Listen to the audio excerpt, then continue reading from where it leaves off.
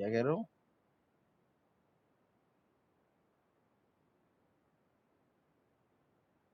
तो thinking distance का और स्टॉपिंग डिस्टेंस बढ़ जाएगा। ओके, स्टॉपिंग डिस्टेंस जो बेटा हर सूरत में बढ़ेगा ना। पर्टिकुलरली स्टॉपिंग डिस्टेंस का कौन सा थिंकिंग कंपोनेंट डिस्टेंस चेंज भी होगा? बढ़ेगा ना सर। अगर अगर हमारी गाड़ी स्पीड में होगी तो हम लोग को पता चल जाएगा कि हमारी का वो स्टॉप नहीं होगी, तो हम लोग पहले ही सोच लेंगे और है ना गाड़ी के अंदर ब्रेक लगाएंगे। हाँ हाँ। जब हमारी गाड़ी स्पीड में होगी हम्म। तो हमारा दिमाग जल्दी क्लिक करेगा ना कि हमें स्टॉप करनी है, कि गाड़ी की स्पीड बिल्कुल। ज़्यादा है, वेरी गुड। वरना आगे जाके रुकेगी। बिल्कुल सही। तो इससे क्या थिंकिंग डिस्टेंस बढ़ जाएगी। थिंकिंग डिस्टेंस मगर कम एक्सीडेंटली हो चांस है जाएगा क्या? ना। कम हो जाएगा ना। क्या? जब ह्यूमन आपका इतना कॉन्शियस है, ड्राइवर इतना कॉन्शियस है कि भाई मेरी व्हीकल जो है वो तेज जा रही है, तो मुझे अगर रोकना होगा तो मुझे जल्दी ब्रेक लगाने होंगे ना। तो आपका थिंकिंग डिस्टेंस तो कम हो जाएगा ना। आपको सोचने का टाइम थोड़ी ज्यादा लेना होगा। आपको तो नोन है कि आपकी गाड़ी तेज चल रही है। अगर जिसको अननोन हो, जैसे अचानक कोई चीज सामने आ जाए, तो थिंकिंग डिस्टेंस बढ़ जाता है, क्योंकि अनकॉन्शियसली आपको पता चलती है वो चीज। ठीक है। यहाँ तो नोन है ना आपको कि मेरी स्पीड ज्यादा है, मुझे फौरन ब्रेक लगाना होगा। सही है।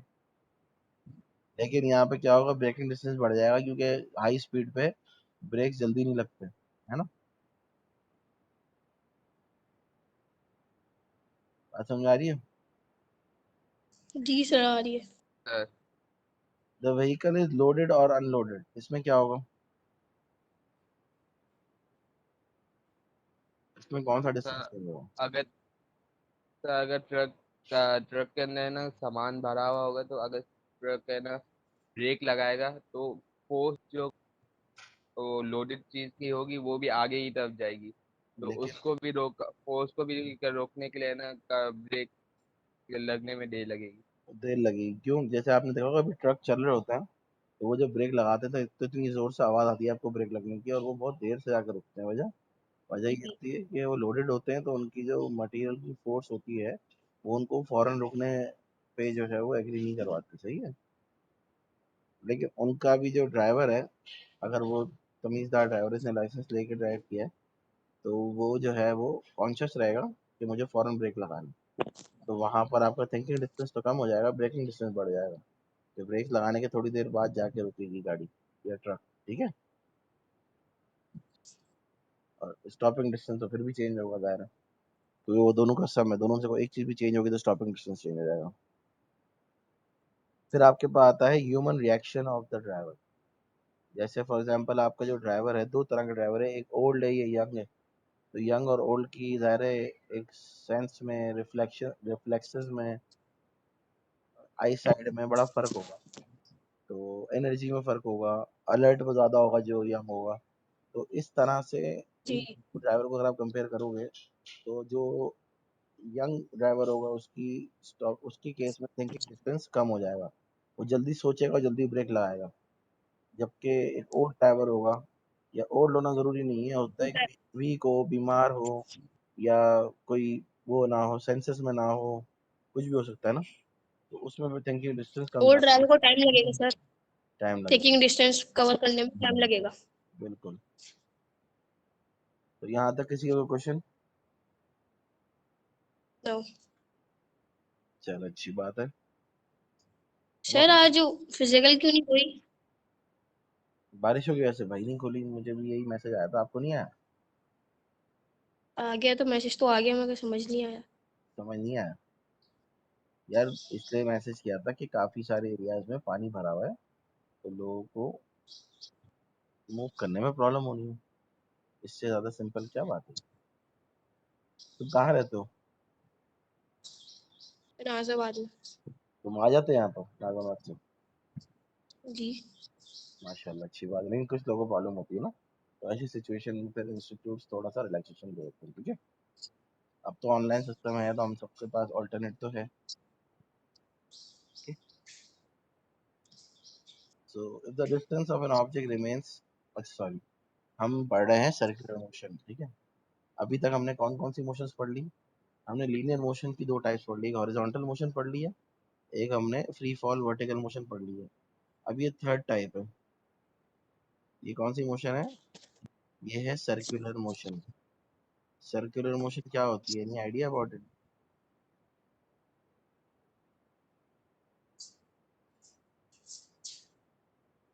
किसी ने पहले पढ़ा है जो प्लैनेट्स करते सर्कुलर मोशन। हैं?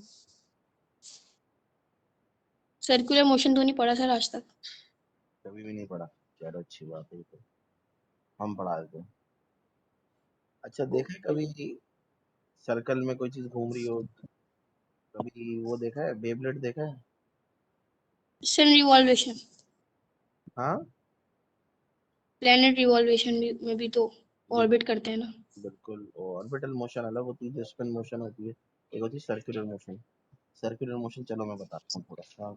हम वन नोट पे शेयर करते हैं इसको।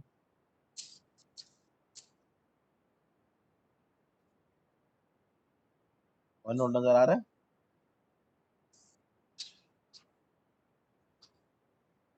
Yes.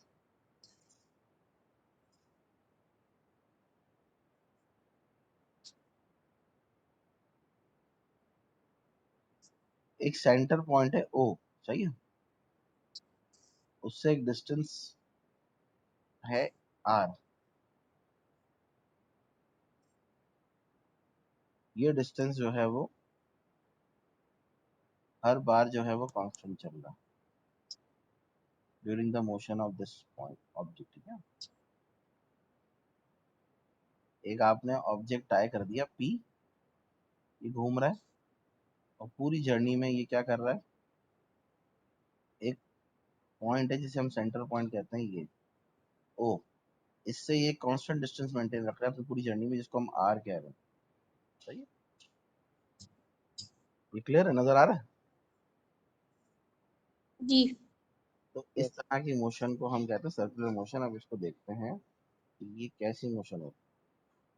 If the distance of an object remains constant from a fix point throughout it motion, then the object is in circular motion. ठीक है भाई? ऐसी मोशन जिसके अंदर एक ऑब्जेक्ट का किसी फिक्स पॉइंट से डिस्टेंस कांस्टेंट हो थ्रू आउट द मोशन, तो इसको हम क्या कहेंगे? Circular motion. जी सर, फैन की motion is also circular motion. तो यहाँ पर हमारे पास क्या है? यहाँ पे हमारे पास कांस्टेंट पॉइंट कौन सा है? Centre of the circle. और कांस्टेंट डिस्टेंस क्या है? Radius of the circle. ठीक है? यहाँ तक क्लियर है सर्कुलर मोशन की डेफिनेशन? बताइए। जी सर क्लियर है। The circular motion has the following characteristics. अब थोड़ी सी बात ऐसी पढ़ेंगे जो आप लोग को शायद इतनी ज्यादा ना पता हो पहले। ठीक है? सर्कुलर मोशन की क्या कैरेक्टरिस्टिक्स होती हैं? If the speed of the object is in a circle is constant, then its direction keeps on changing, so velocity is not constant.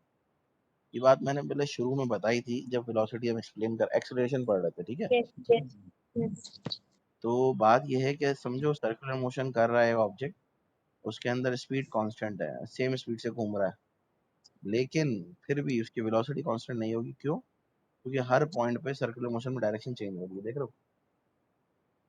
अगर आप यहाँ बात करते हो तो यहाँ पर डायरेक्शन ऑफ ऑब्जेक्ट ये है, यहाँ पर आते हो तो डायरेक्शन ये है, इस पॉइंट पे आते हो तो डायरेक्शन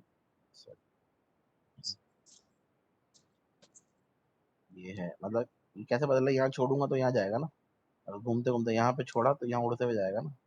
इस पॉइंट पे डायरेक्शन, ये हर पॉइंट पे क्या हो रहा है? डायरेक्शन टेंजेंट बन रही है, यानी कि चेंज हो रही है। चेंज हो रही है। तो इसका मतलब वेलोसिटी कांस्टेंट नहीं है। स्पीड कांस्टेंट हो सकती है लेकिन वेलोसिटी चेंज कांस्टेंट नहीं। Velocity is dependent upon the direction. सही है?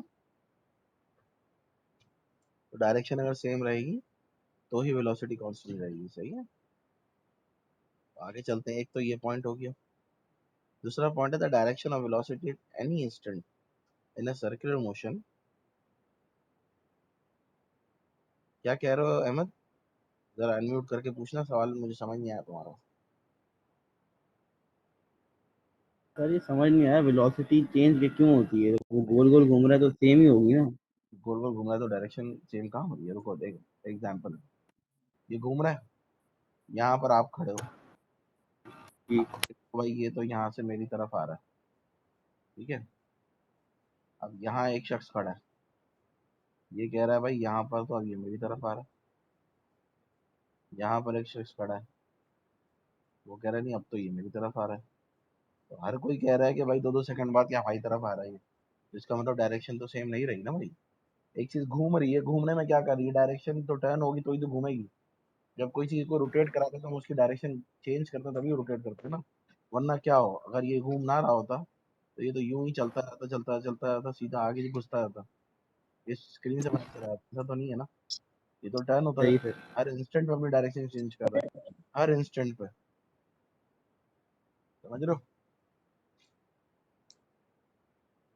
यस जी सर समझ रहा हूँ। तो direction of velocity sir, any, तो इसकी एक्सीलरेशन भी कांस्टेंट नहीं होगी? क्या बोल रहे हो? एक्सीलरेशन जो एक्सीलरेशन होगी इसकी, वो भी कांस्टेंट नहीं होगी अगर ये हर हर जगह जाके वो अपनी नहीं, डायरेक्शन चेंज कर रहा है?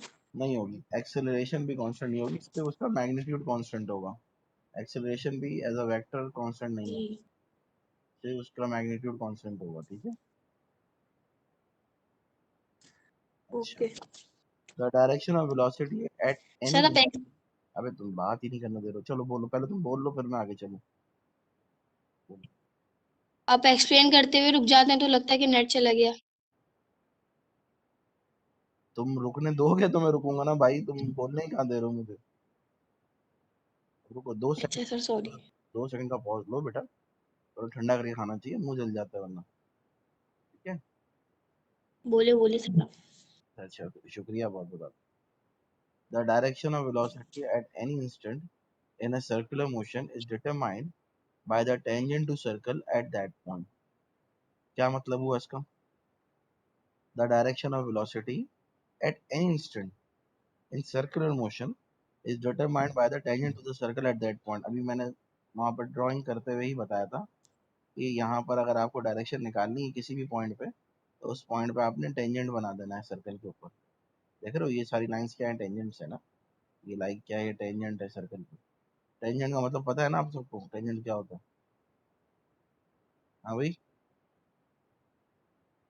नहीं नो। पता? वेरी गुड, हम बता देते हैं। मैथ्स में फिर आप बताइएगा, आपने फिजिक्स में पढ़ा है पहले से, मुझे लगा तुम लोगों ने पढ़ा हुआ होगा। फॉर एग्जाम्पल टेंजेंट क्या होता है? एक, फॉर एग्जाम्पल एक कर्व है, ठीक है।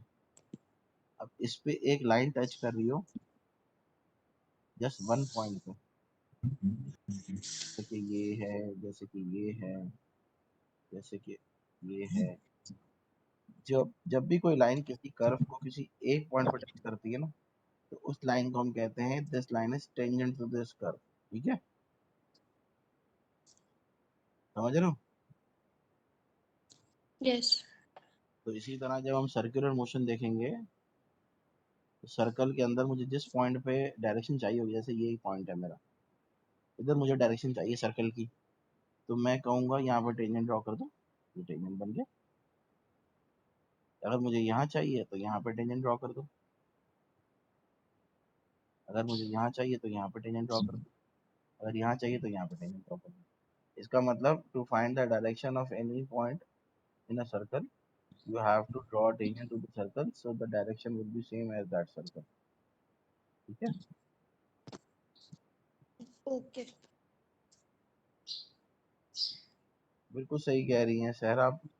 जैसे स्ट्रेट लाइन का ग्रेडियंट होता है, वैसे ही कर्व के अंदर टेंजेंट ड्रॉ करते हैं, फिर उस टेंजेंट का ग्रेडियंट निकालते हैं तो आपको डायरेक्शन मिलती है। वेरी राइट, इसका मतलब आपने मैथ्स अच्छी जगह से पढ़ी है। और किस किस को समझ नहीं आया? एक तो साहब लिख रहे हैं समझ नहीं आया, समझ लिए बात। और कौन कौन है जिनको समझ नहीं आया?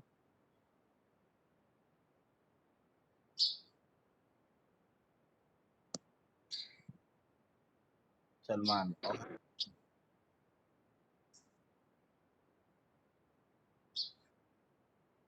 मैं एक बार रिवाइज कराया था।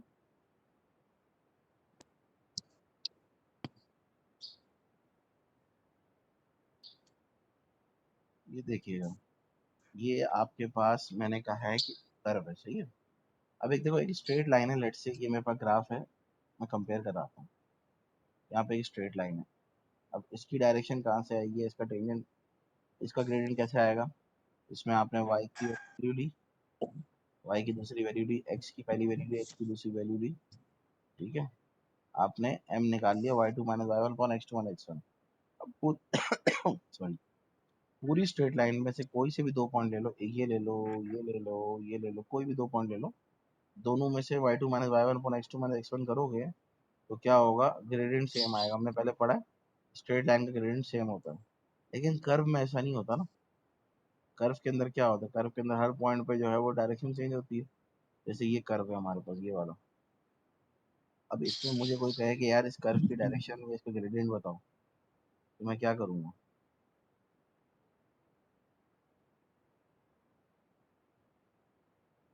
पता है।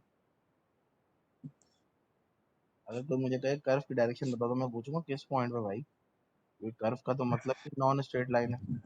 तो मैं पूछूंगा भाई बताइए इस कर्व में किस पॉइंट पे डायरेक्शन चाहिए, तो कोई मुझे कहेगा अच्छा एक काम करें इस पॉइंट पे निकाल दें डायरेक्शन। तो मैं कहूँगा ठीक है, इस पॉइंट पे मुझे टेंजेंट ड्रॉ करना पड़ेगा, फिर उस टेंजेंट पे मुझे दो पॉइंट्स लेने पड़ेंगे, और उन दो पॉइंट से मुझे ग्रेडियंट निकालना पड़ेगा y2 minus Y upon x2 minus x1, ठीक है। तो मैंने कहा कि ठीक है, इस पर टेंजेंट ड्रॉ करता हूँ। अब टेंजेंट क्या होता है, tangent is the straight line which touches any curve on only single point, ताकि उस सिंगल पॉइंट की यूनिक डायरेक्शन आपको मिल सके। जैसे इस कर्व पे बहुत सारे टेंजेंट हो सकते हैं, इस पॉइंट पे ये टेंजेंट हो गया, इस पॉइंट पे ये टेंजेंट हो गया, इस पॉइंट पे ये टेंजेंट हो गया, लेकिन ये तीनों टेंजेंट्स के ग्रेडियंट सेम नहीं होंगे, तीनों के अलग अलग ग्रेडियंट होंगे ना। क्यों, क्योंकि अगर सेम होता तो स्ट्रेट लाइन होती है।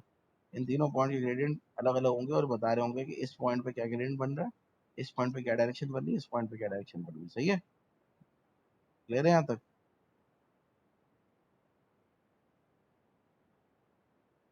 या अब भी कोई मसला है।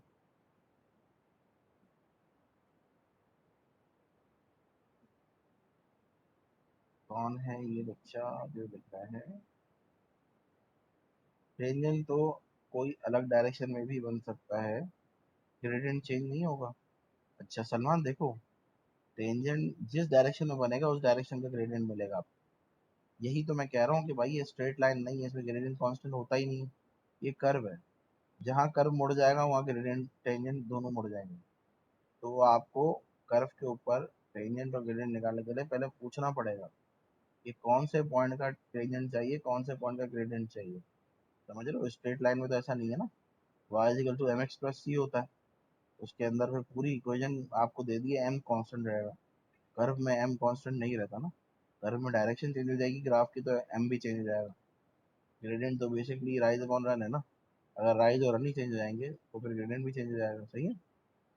इसी तरह यहाँ पर सर्कुलर मोशन में देखो, हर पॉइंट पे डायरेक्शन चेंज हो रही है, जब डायरेक्शन चेंज हो रही है तो मेरा पॉइंट भी चेंज हो जाएगा, पॉइंट चेंज होगा तो मेरा टेंजेंट भी चेंज हो जाएगा। अब देखो यहाँ मैंने एग्जांपल के लिए चार टेंजेंट बनाए, यहाँ पर 1 लाख टेंजेंट बन सकते हैं, हर इंस्टेंट पे डायरेक्शन चेंज हो रही है। अब यहाँ पर पॉसिबल नहीं है ड्राइंग करना, इसलिए मैं इतने सारे नहीं बना रहा। अगर मैं बनाना चाहूँ तो मैं यहाँ पर भी एक बना सकता हूँ, फिर यहाँ पर भी एक बना सकता हूँ, यहाँ पर भी एक बना सकता हूँ, हर पॉइंट पे एक टेंजेंट निकल सकता है। देख रहे हो, समझ आ रही है बात। मेरे ख्याल से अब सबको क्लियर हो गया होगा, आगे चलें।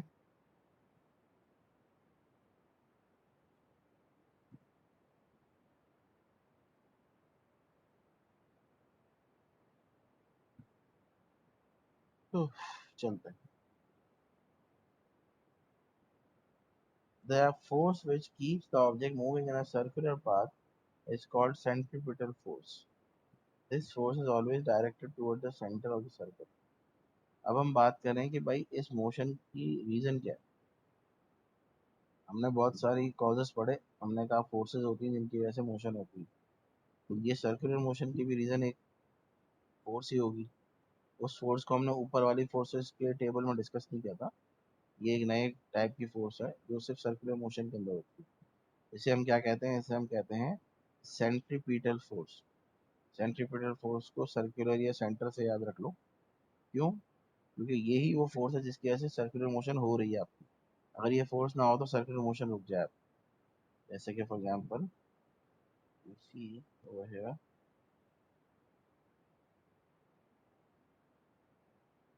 ये देखो भाई, ये जो सेंटर ऑफ द सर्कल है ना, इसकी तरफ फोर्स लग रही है। जब भी आपने हाथ में एक रस्सी पकड़ो और उसके एक एंड पे स्टोन को टाई करो और हाथ से घुमाते जाओ, तो जब तक आप अपने हैंड से फोर्स लगा रहे हो ना, शेकिंग फोर्स लगा रहे हो, तब तक तो सर्कल में घूम रहा है वो स्टोन। जैसे आपने फोर्स छोड़ दी, ये क्या होगा, ये गिर जाएगा नीचे, रोप गिर जाएगी। तो centripetal force is always directed towards the centre of the circle. इसका सिंबल क्या है, एफ, इसके नीचे small C. It is called centripetal force. It is always directed towards the centre of circle. तो हर लाइन पे आप देखोगे एफ सी जो है वो टुवर्ड्स द सेंटर है, सही है। यहाँ भी देखोगे F C is towards the centre. क्या नाम है इसका, सेंट्रीपिटल फोर्स। ओके, याद रहेगा।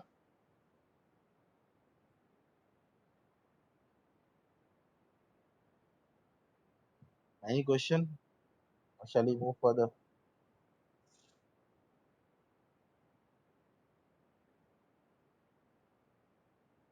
अच्छा, इसकी वैल्यू लिख लो। सेंट्रीपिटल फोर्स अगर कैलकुलेट करनी हो ना, तो कैसे कैलकुलेट करें।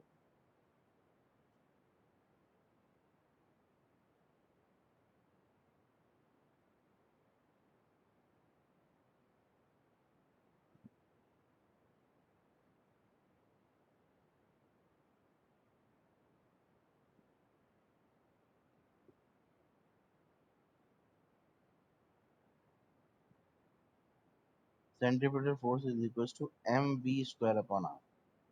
ठीक है, इसका एम क्या है, मास ऑफ द ऑब्जेक्ट जिसको हम रोटेट करवा रहे हैं। वी क्या है, वेलोसिटी ऑफ द ऑब्जेक्ट। कौन सी वेलोसिटी, वेलोसिटी का मैग्नीट्यूड, डायरेक्शन में। ठीक है, तो जिस वेलोसिटी से ये घूम रहा है उसे हम कहते हैं टेंजेंशियल वेलोसिटी। ठीक है, जिस वेलोसिटी से घूम रहा है, अपॉन आर, आर क्या है, रेडियस। ठीक है, अब आपसे कोई कहे भाई सेंट्रीपिटल फोर्स मुझे निकालनी है, तो आप पूछो किस पॉइंट पे, क्यों, तो उस पॉइंट पे तुम्हें वेलोसिटी मालूम होगा। कोई कहता है पॉइंट ए पे, तो पॉइंट ए की वेलोसिटी कुछ और होगी, पॉइंट बी की कुछ और होगी, पॉइंट सी की कुछ और होगी। बेटा मैग्नीट्यूड का मतलब होता है वैल्यू, मतलब क्योंकि वेलोसिटी एक वेक्टर क्वांटिटी है ना, उसमें डायरेक्शन भी होती है, तो हम सिर्फ मैग्नीट्यूड की बात करते हैं। नीचे फॉर एग्जांपल मैं कहता हूँ 5 मीटर पर सेकंड इज द वेलोसिटी, तो वो उसका मैग्नीट्यूड हुआ। ठीक है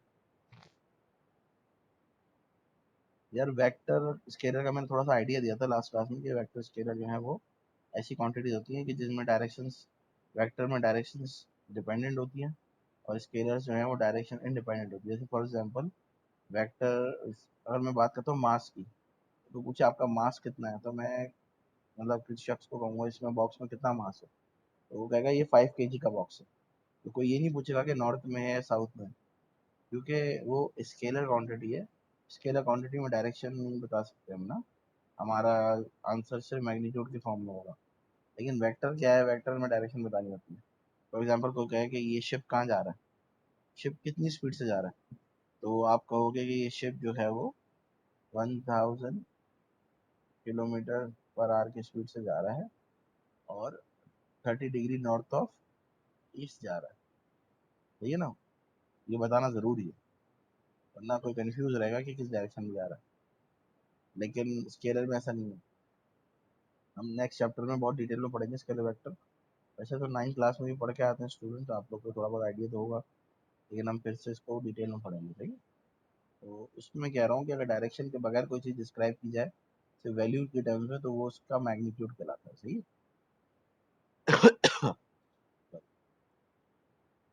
I think I have cleared my self.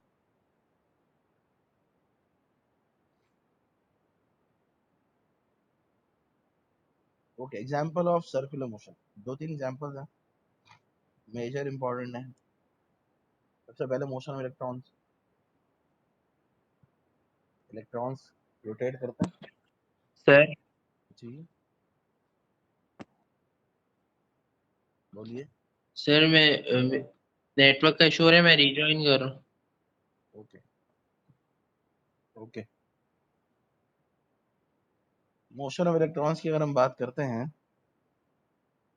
So the electrostatic force exerted by the nucleus on an electron provides a centripetal force on the to the electrons. The electron keeps on orbiting around the nucleus in circular motion. है ना? ये बात समझ में आती है? हमने पढ़ा होगा कि इलेक्ट्रॉन जो है वो न्यूक्लियस के अराउंड रोटेट करते हैं. वो कैसे रोटेट करते हैं? क्योंकि न्यूक्लियस जो फोर्स लगा रहा होता है, अट्रैक्ट कर रहा होता है इलेक्ट्रॉन्स को टुवर्ड्स देयर सेंटर. ठीक है, तो इस वजह से क्या हो रहा होता है, एक सर्कुलर मोशन हो रही होती है. तो जो न्यूक्लियर जो फोर्स लगा रहा होता है वो न्यूक्लियस फोर्स जो है वो कहलाती है सेंट्रीपिटल फोर्स, जिसकी वजह से इलेक्ट्रॉन जो है रिवॉल्व करता है अराउंड द न्यूक्लियस. ये पढ़ा होगा आपने केमिस्ट्री में, सबको पता है ना इस बात का. तो electron rotate around the nucleus. Hmm that those forces are called strong nuclear yes forces. Sir, पढ़ा है सर. The electrons, the हाँ. electrons orbit around the nucleus. So this is due to the centripetal force by the nucleus. ठीक है. Okay. अच्छा, ये session फिर हमें restart करना होगा, 5 मिनट रह गए. आप लोग भी रीजॉइन कर लें. Okay, sir.